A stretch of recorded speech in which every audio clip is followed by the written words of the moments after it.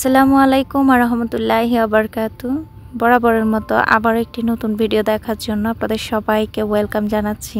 আজকে আপনাদের সাথে এই রসমালাই কেকটা ফুল শেয়ার করব ডিটেইলসে, আশা করি সবার হেল্প হবে।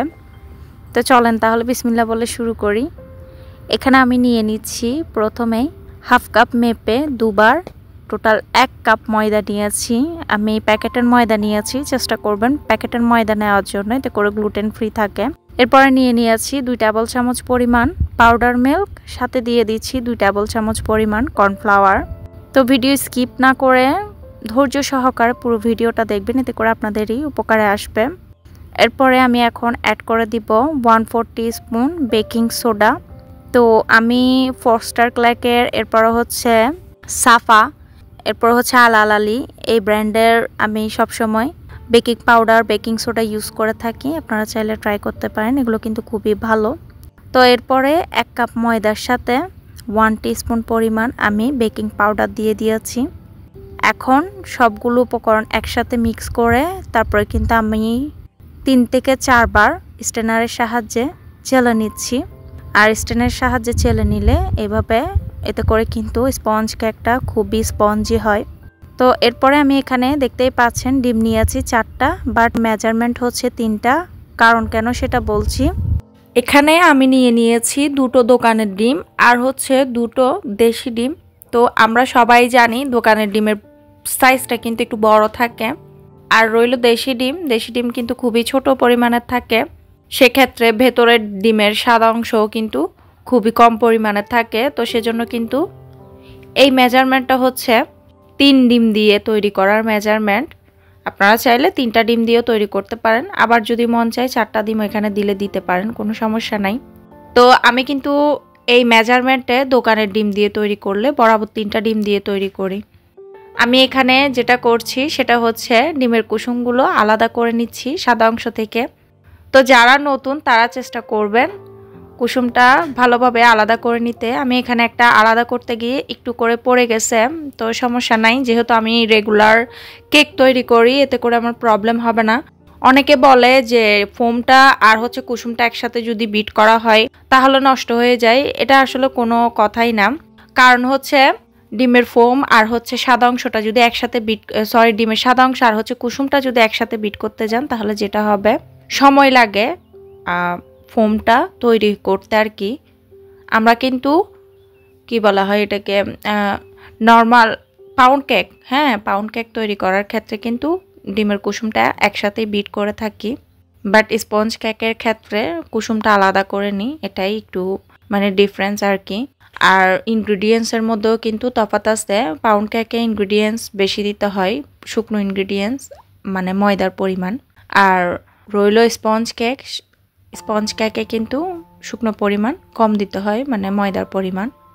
তো যাই হোক, এখানে আমি দেখতেই পাচ্ছেন 3/4 কাপ চিনি নিয়েছি, অল্প অল্প করে মিক্স করব। প্রথমে 1/4 কাপ দিয়েছি, আর এই 1/4 কাপ দিয়ে 3 বার দিলে 3/4 কাপ কিন্তু হয়ে যায়। প্রথমেই কিন্তু ডিমের সাদা অংশটাকে একটু বিট করে নেবেন, যখন ফেনা ফেনা সৃষ্টি হবে তারপরে কিন্তু অল্প অল্প করে চিনিগুলো অ্যাড করবেন, 3 থেকে 4 বার দিয়ে তারপরে কিন্তু মিশিয়ে নেবেন। আর একটা কথা বলে দিই, সেটা হচ্ছে সবসময় ডিমের সাদা অংশ বিট করার ক্ষেত্রে বা কেক তৈরি করার ক্ষেত্রে বিটারের অনেকে 3টা স্পিড দেওয়া হয়, অনেকে 2টো। আমারটা কিন্তু 2টোতেই আছে। তো আমি যেটা লো স্পিড সেটা দিয়েই কিন্তু আমি সবসময় কেকের ফোম বলেন বা মেশানোর কাজটা করে থাকি। এতে করে কিন্তু চিনিটা ভালোভাবে গলে, আর দ্বিতীয়ত হচ্ছে একদম পারফেক্টলি ফোমটা তৈরি হয়। যদি ফুল স্পিডে দিতে যান তাহলে কিন্তু ওভারবিট হয়ে, মানে ফোমটা তৈরি হওয়ার আগেই, চিনিটা মেশানোর আগে পুরোপুরি ফোমটা নষ্ট হয়ে যাবে ওভারবিট হয়ে। তাই সবসময় চেষ্টা করবেন যেটা লো স্পিড সেটা দিয়ে বিট করতে। ডিমের ফোম পারফেক্টলি তৈরি হয়েছে কিনা সেটা কিভাবে বুঝবেন সেটা একটু বলে দিই। অনেকে তো বলে থাকে বাটি উল্টো করে ধরতে হয় ফোমটা পারফেক্টলি হয়েছে কিনা, যদি বাটির সাথে লেগে থাকে তাহলে পারফেক্টলি হয়, আর যদি পড়ে যায় তাহলে হয় না। এরকম কিছুই না, কারণ আমি অনেকবার কেক তৈরি করে দেখেছি। তো এখানে দেখতেই পাচ্ছেন আমার ফোমটা কিন্তু বাটির সাথে লাগা নেই। তো যেটা বলছিলাম আর কি, ফোমটা পারফেক্টলি তৈরি হয়েছে বোঝার একটাই নিয়ম, সেটা হচ্ছে যখন সাদা অংশটা বিট করা হয়ে যাবে পারফেক্টলি, তখন উপর থেকে একটা শঙ্কা লেগে দেখবেন যে শঙ্কাটা যদি মিশতে সময় লাগছে তাহলে বুঝবেন আপনার ডিমের ফোমটা পারফেক্টলি হয়েছে।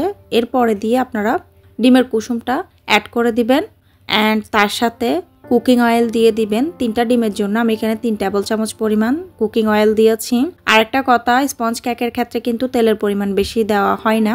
যদি আমার মতো দিতে চান তাহলে 1 টেবিল চামচ করে 3 টেবিল চামচ পরিমাণ দিয়ে দিবেন 3টা ডিমের হিসেব করে। এরপরে দিয়েছি হচ্ছে ভ্যানিলা এসেন্স 1 টিস্পুন পরিমাণ। তার সাথে দিয়ে দিয়েছি হচ্ছে আমি জাফরান দিয়েছি একটু করে, যাতে কালারটা সুন্দর আসে আর সুন্দর একটা সুগন্ধ বের হয়, যেহেতু এটা রসমালাই কেক তৈরি করছি সেজন্য। তো এটা একদম অপশনাল, আপনাদের হাতের কাছে থাকলে দিবেন, না থাকলে স্কিপ করতে পারেন, কোনো সমস্যা নেই। এরপরে আমি সুন্দর করে শুকনো উপকরণগুলো অল্প অল্প করে অ্যাড করে দিয়েছি। তো যারা নতুন প্রথম কেক বানাতে চান আমার মেজারমেন্টগুলো ফলো করে তৈরি করবেন। আর দ্বিতীয়ত হচ্ছে প্লিজ দয়া করে ওভারফিট করবেন না, অবশ্যই লো স্পিডে চিনিগুলো আস্তে আস্তে করে মিশাবেন, এতে করে দেখবেন আপনার কেকের ফোমটা তৈরি হয়ে গেছে খুবই সুন্দরভাবে। আর দ্বিতীয়ত কথা হচ্ছে যারা নতুন তারা শুকনো উপকরণগুলো মিশানোর সময় 3 থেকে 4 টেবিল চামচ পরিমাণ রুম টেম্পারেচারের মিল্ক ইউজ করবেন। এই ধরেন 1 টেবিল চামচ পরিমাণ পাউডার মিল্ক নিয়ে রুম টেম্পারেচারে পানি দিয়ে গুলিয়েও আপনি কিন্তু 3 থেকে 4 টেবিল চামচ পরিমাণ এখানে দিয়ে মিক্স করে নিতে পারেন। তো আমার প্রয়োজন হয়নি সেজন্য আমি কিন্তু দিইনি। অন্যান্য কিন্তু বার আমি যখন কেক রেসিপি শেয়ার করেছি তখন কিন্তু আমি মিল্ক দিয়ে তারপরে মিশিয়েছিলাম। তো যাই হোক, আপনাদেরকে বলে দিলাম যারা নতুন তাদের উদ্দেশ্যে, চাইলে এখানে অল্প অল্প করে মিল্ক দিয়ে এরপরে খুবই আলতো হাতে ফোল্ডিং মেথডে মিক্স করবেন শুকনো উপকরণগুলো, শুধুমাত্র এক পাশ দিয়ে ঘুরিয়ে ঘুরিয়ে আর খুবই আলতো হাতে। এতে করে কিন্তু পারফেক্টলি আপনি শুকনো উপকরণগুলো মিশিয়ে নিতে পারবেন। তো এরপরে আমি 8 থেকে একটা মোল্ড তৈরি করে নিয়েছি অল্প তেল লাগিয়ে।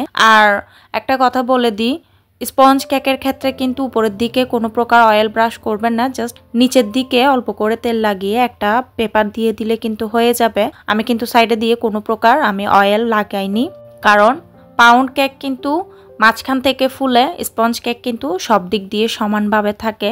তো সেক্ষেত্রে অবশ্যই সাইডের দিক দিয়ে আপনারা অয়েল ব্রাশ করবেন না স্পঞ্জ কেকের ক্ষেত্রে, এতে করে আপনার কেক দাববেও না আর দ্বিতীয়ত সব দিক দিয়ে সমানভাবে ফুলবে। তো আমি এরপরে কিন্তু 30 মিনিট বেক করে নিয়েছি।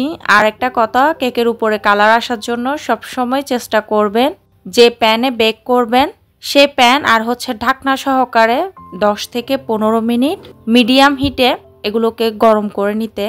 এতে করে কিন্তু উপরে ঢাকনাটা সহ যদি একদম পারফেক্টলি গরম হয়, একদম ধোঁয়াটা গরম হতে হবে, তাহলে কিন্তু আপনার কেকের উপরে খুবই সুন্দর একটা কালার আসবে।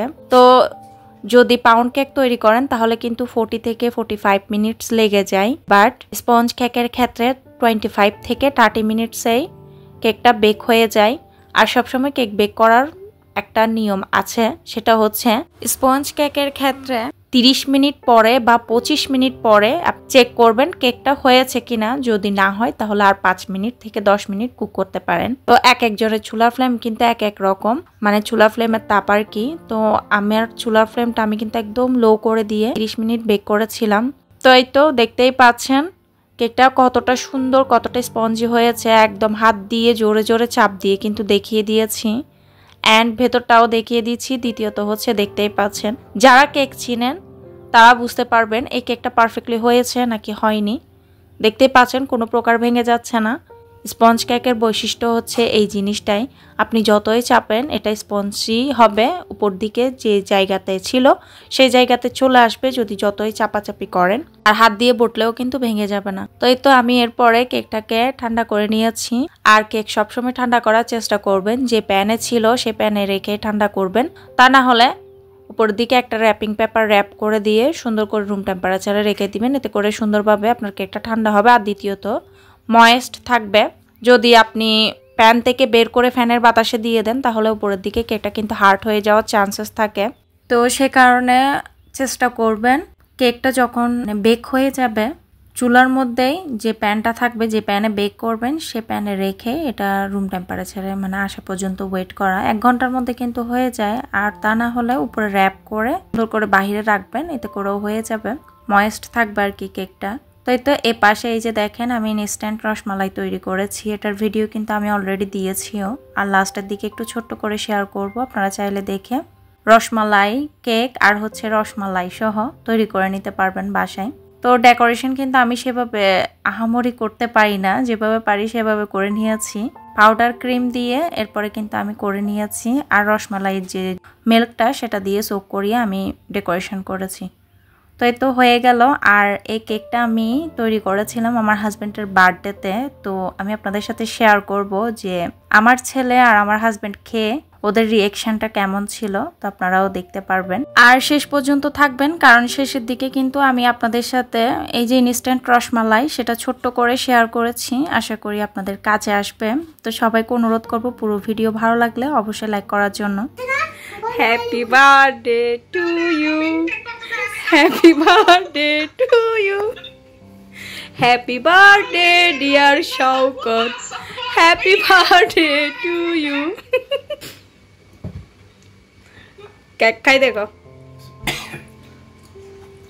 ঠিক আছে? তো এদিক দিয়ে আমার ননদের সাথেও ফোনে কথা হচ্ছিল, তো যার কারণে হাসাহাসি হচ্ছিল আর কি। তো আমার হাজব্যান্ডের রিয়েকশন দেখে আসলে বুঝতে পেরেছেন আশা করি যে কেকটা কতটা মজা হয়েছে। তো ও কিন্তু মিষ্টিটা ট্রাই করেছে, কেকটা পরে খেয়েছে, আর দেখতেই পাচ্ছেন কতটুকু খাওয়া হয়ে গেছে কেকটা। আর এ পাশ দিয়ে আমি এখন আপনাদের সাথে ছোট্ট করে রসমালাই রেসিপিটা শেয়ার করছি। তো বাসায় কিন্তু এভাবে আপনারা কেকটা তৈরি করে এরপর হচ্ছে ইনস্ট্যান্ট রসমালাইও তৈরি করে আপনারা চাইলে বিজনেস করতে পারেন, এতে করে অনেক মানে সুবিধা আর কি, বা ঘরে বসে ইনকাম করতে পারবেন। আমি যেহেতু বাহিরের দেশে থাকি, সো আমার পক্ষে করা সম্ভব হচ্ছে না আর কি, বাট যদি দেশে থাকতাম ইনশাল্লাহ করতাম। তো রসমালাই রেসিপিটা কিন্তু সবকিছু লিখে দিয়েছি, তাও মুখে একটু বলে দিই, এটা কিন্তু একদম আহামরি এত কষ্টের কাজ না, খুবই ইজিভাবে তৈরি করে নেওয়া যায়। বাসায় ফুল ক্রিম পাউডার মিল্ক থাকলে হাফ কাপ নিয়ে নেবেন, সাথে দিয়ে দিবেন রান্নার রেগুলার তেল 1 টেবিল চামচ পরিমাণ, তার সাথে 1/4 টিস্পুন পরিমাণ বেকিং পাউডার দিবেন, বেকিং সোডা কিন্তু না। এরপরে সবগুলা একসাথে মিক্স করে মিডিয়াম সাইজের একটা ডিম দিয়ে ভালো করে মিক্স করে নেবেন। তো একটা ডোয়ের মতো হয়ে যাবে। তো তারপরে কিছুক্ষণ রেস্টে রাখবেন, কিছুক্ষণ বলতে এই যে রসমালাই যে মিল্কটা বলক ওঠা পর্যন্ত সময় লাগে, ততক্ষণ রেস্টে রাখলে কিন্তু হয়ে যাবে। তো আমি এখানে লিকুইড মিল্ক নিয়েছি, আর দুধটা কিন্তু প্রথমে অবশ্যই লিকুইডই রাখতে হবে, তা না হলে কিন্তু রসমালাইটা কুক হবে না। তো রসমালাইটা রান্না করতে করতে কিন্তু দুধটাকে ঘন করে নিতে হবে।